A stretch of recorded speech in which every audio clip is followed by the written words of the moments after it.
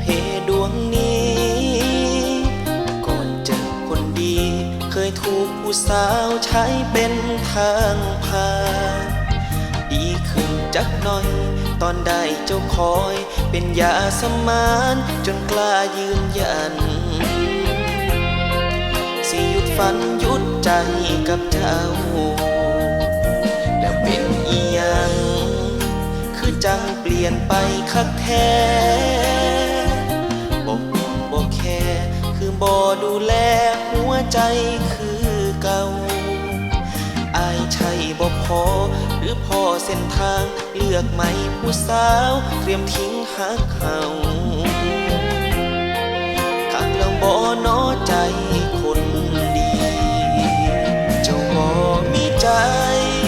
แล้วไผน้อสิหักอาย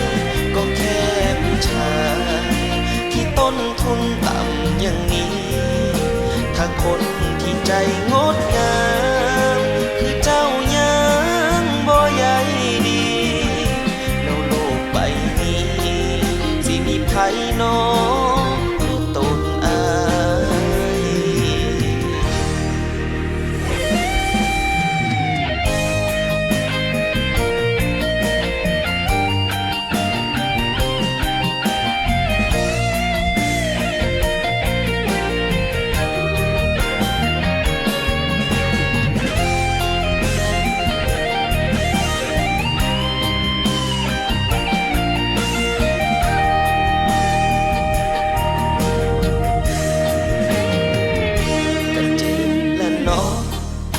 มาทำให้รอให้ฝัน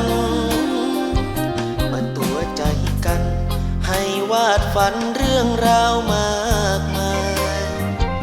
แต่ก็สิยอมและพร้อมเอ่ยลาถ้าเจ้าสิไปชีวิตโสตายคือกับอ้ายโชคหาบ่มีเจ้าบ่มีใจแล้วไผน้อสิหักอายก็แค่ผู้ชายที่ต้นทุนต่ำอย่างนี้ถ้าคนที่ใจงดงามคือเจ้ายังบ่ใยดีแล้วโลกใบนี้สิมีไผนอ